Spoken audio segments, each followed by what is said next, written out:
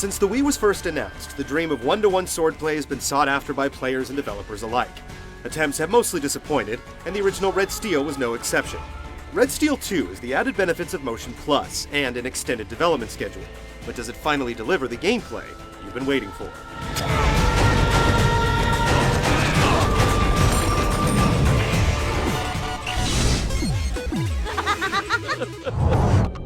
Son, this ain't no jackal raid. This here, it looks like a clan war to me. And I got a feeling your people got the worst end of it. Red Steel 2 is a sequel in concept, but not story. The seedy Yakuza and dark alleys of the first game have nothing to do with the deserts and ninja cowboys of its sequel. You play a silent, nameless hero. As the last member of the Kusagari clan, you start your journey chained to a motorcycle as you're dragged through the streets by some psychopath. It's up to you to reclaim the family sword, find out who's behind the massacre, and exact your revenge. They're dead! And I'm gonna kill you too, you coward! I'm gonna bleed you dry! You do learn more about your character's past and the villain's motivations, but the story is pretty straightforward. A handful of allies will meet up with you along the way, but they serve mostly as trainers and quest givers, while towns are otherwise deserted.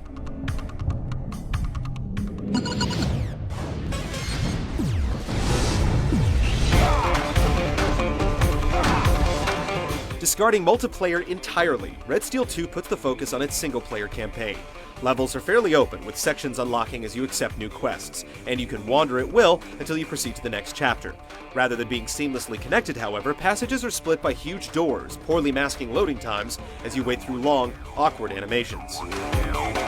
You'll have access to several safe houses in each area where you can train, purchase upgrades, or browse bulletin boards for quests. You may need to thin the ranks of the local thugs, blow up their vehicles, or challenge their leaders. More action-heavy scenes are peppered in from time to time, including a train level that is you fighting against gusts of wind, as well as wily ninjas.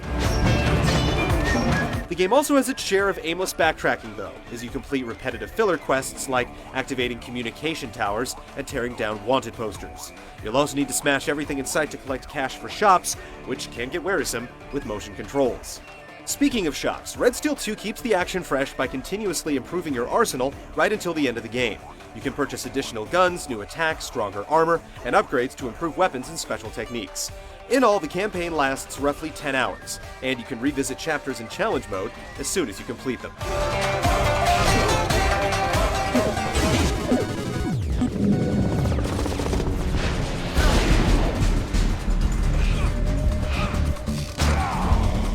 Of course, the most critical area for Red Steel 2 is combat, and it succeeds in delivering a challenging and variable experience. The game doesn't attempt to mimic the position of your hand at all times, but it does allow for a broader range of movement, letting you quickly perform light or heavy swings and dodge, stab, or block attacks from different angles.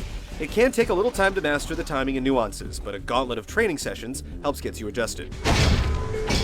After you've mastered the basics, you'll continue to learn new techniques that allow you to stun enemies, break defenses, and execute brutal finishers. The pounding motion for the proximity clearing bear technique is particularly satisfying. Like any good action game, success in battle depends greatly on your ability to read movements and use appropriately timed counterattacks. Mixed groups can be especially challenging as opponents don't simply stand back and wait for you to finish off their buddies, and a smart lock-on system lets you quickly switch between targets to deal with the most immediate threat. Unlike the original game, which separated guns from swords, firearms are seamlessly integrated in Red Steel 2.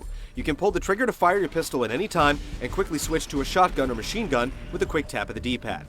On its own, gunplay isn't as deep as sword clashes, playing more of a support role in your arsenal. You can use firearms to dispatch grunts from afar or use them in combos with sword techniques, stunning an enemy by shooting him in the knee or knocking some into the air with your sword to juggle and finish off with your guns.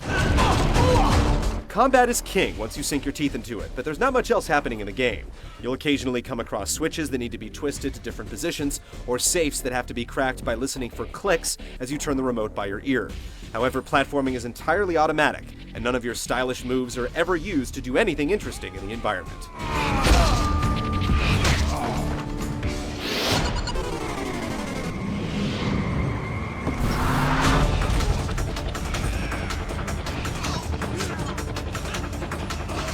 Red Steel 2 exhibits a fantastic East meets Old West style that permeates the entire game, granting its characters and environments a distinctive look as tumbleweeds roll down dusty streets lined with Japanese vending machines. The bright cel-shaded visuals help bring the setting to life, and while cutscenes are pre-rendered, they stick close to the in-game graphics and never feel out of place. Musically, the game leans toward more Western themes, punctuating intense battles and fading into breezy solitude when you're alone. While there are some minor technical hitches like frame rate stutters and texture seams in specific areas, the most prominent issue is the game's lack of blood. The omission is conspicuous enough in a sword-fighting title named Red Steel, but it's even more jarring when you see just how intense some of the finishers can be. Ubisoft clearly wanted to produce a palpably violent experience, just as long as it maintained a teen rating.